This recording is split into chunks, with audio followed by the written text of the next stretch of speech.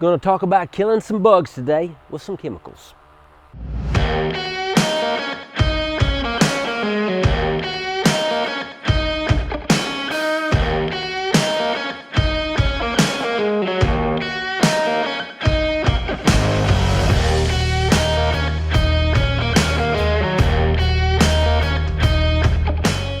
We recently did a video on environmental pest control, things that you can do outside and around.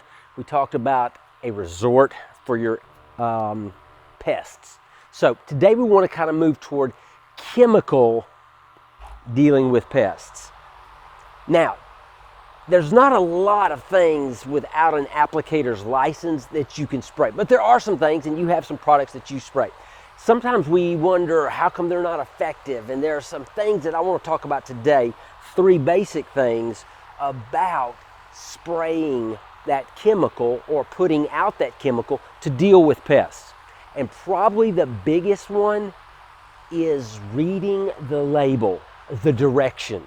Because basically you're going to have 3 things that are going to impact the effectiveness of dealing with insects and pests and things. And that is, number 1, the dose. What does the dosage do? Number 2, what about the method of application? And number 3, what type of kill is it? So we talk about those 3 things. First of all, I want to talk about dosing. So if you're like me, yeah, you read the directions, but sometimes I like to do my own recipe. You know, I'm thinking, okay, if this is good, then this much is better. So we can kind of overdose sometimes, and that can sometimes be a waste, or more is not necessarily better. But probably the biggest one, we try to underdose sometimes, and we're like, oh, you know, it's pretty effective. I think I'm gonna cut back because I'm trying to save some money. Man, you know, the insecticide's gone up these days, and so I'm gonna try to get by with little as possible. The only problem with thinking like that is that it has to be, a lot of times, that dose has to be right on where the company has said that the dosage rate should be.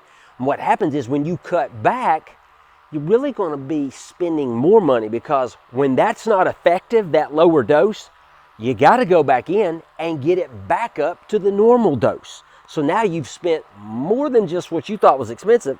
Now you're going to spend that plus what you spent on the ineffectiveness. So there's a couple things on dosing that are super important. Don't try to overdose. Don't try to underdose. Read the directions and try to get it right where it should be. Dosage, obviously big. Overuse, overdose, underdose, talked about that.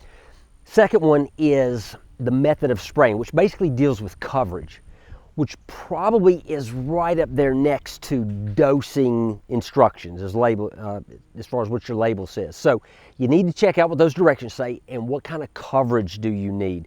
So this is a big thing. Now I know I've got a house washer here, and you don't usually spray insecticides through this, but I do want to use it as some illustration. One thing you want to check is, when your sprayer, are you going to need more PSI than what you've got going? And maybe you're trying to get by on a little 4-wheeler sprayer and spray that, and it may be fine, but maybe a battery powered, is it cranking the PSI that it needs to get that out? You know, you got a PTO, maybe you've got a PTO driven. Are the RPMs up to where it's driving it, putting enough pressure in there to getting it out? So, you know, pressure so you can get coverage. You may need a wand or a gun, things that can spray, maybe to get in certain places. Are you getting good coverage in all the places where you need to be? Another thing is, on your sprayer, what are your nozzles like? You may have a boomless sprayer, you may just have, you know, you may need to adjust those nozzles. Are you getting a fan spray? Are you getting what does it take? But I think a lot of times we're not getting good coverage, and that may be a point where we're not seeing a good kill. So there again, method of application. So we've got dosing, we've got the method of application, and another thing to think about is the type of kill. Here's what I mean by that. Some products are designed for a contact kill. That means you actually have to spray the bug, okay? Other products are residual, which means, theoretically, is that if you spray then there's a certain window of time after the spray that when the bug crosses it, it will still, the bug will pick it up, it will have a kill effect. Okay, you need to know what type of kill the product you're spraying is, because it's going to impact where you put it. So if you've got a residual kill, you want to put it where you know that they're going to be crossing. If they're going out maybe through the walls and near the doors and stuff, you want to definitely make sure you put it there. So there's a type of kill is important too. So we've got dosing, under, over. Just try to get it right on target. Do what the label says. The method, are your nozzles, are your sprayers, are you getting a fan coverage, are you getting it even, are you getting good coverage, is the pressure up, are all these things good? And then the last is the type of kill. Now we've talked about these things of how to make your insecticide more effective, which means you should be able to save some money, or at least better use of your money. An effective kill, because if you're not killing them, then what's the use? You're still having problems in your house. So some of the things that you're gonna have to look at. But while we're on the subject, I wanna wrap up real quickly by talking about the fact, or what to do with the containers and the insecticide. Since you're doing it yourself, you're gonna have to get rid of some of these things. So kind of an encouragement to, hey, a few things to think about. First of all, read the label again, look at the directions. What does the company say best practices are on getting rid of that jug? So you never want to, reuse a insecticide container. You don't want to pour it down a drain or in a storm water. And all of you probably live on your farm, and so it's going to impact whatever's in the ground. Probably even you're pulling your own water source from your own ground. So you really don't want to just pour that stuff out. And I know that's common sense, but sometimes we kind of go, what's it going to hurt?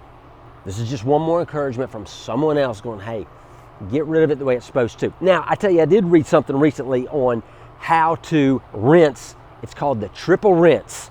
And I've seen it in a number of locations, but anyway, in a number of websites, a triple rinse, which basically says when you're finishing up that jug, you pour it out, get all the insecticide out, wait 30 seconds, let it dry, fill it up with a quarter bit of water, tight lid, shake it vigorously, get all sides, empty it into your spray tank, because you're going to finish this spray tank out. So before you start spraying, go ahead and finish this out. Let it dry for 30 seconds, and then do it again. So it's kind of a triple rinse to get that out, and then rinse it like that, pretty vigorously like that. And then, you may also want to call your local solid waste management, or there's a website, earth911.com, that gives some great ideas on how to, deal with toxic waste and some things like that, some ideas. So I hope this was helpful. It's kind of an overview. We didn't really go into very much permethrins and things like that, but that's above my pay grade. So just want to talk about the things that you can control. So if there's any questions, reach out, give me a holler, 608-3755, or Alan at southlandorganics.com. And don't hesitate to reach out to your local bug guy. Thanks for watching.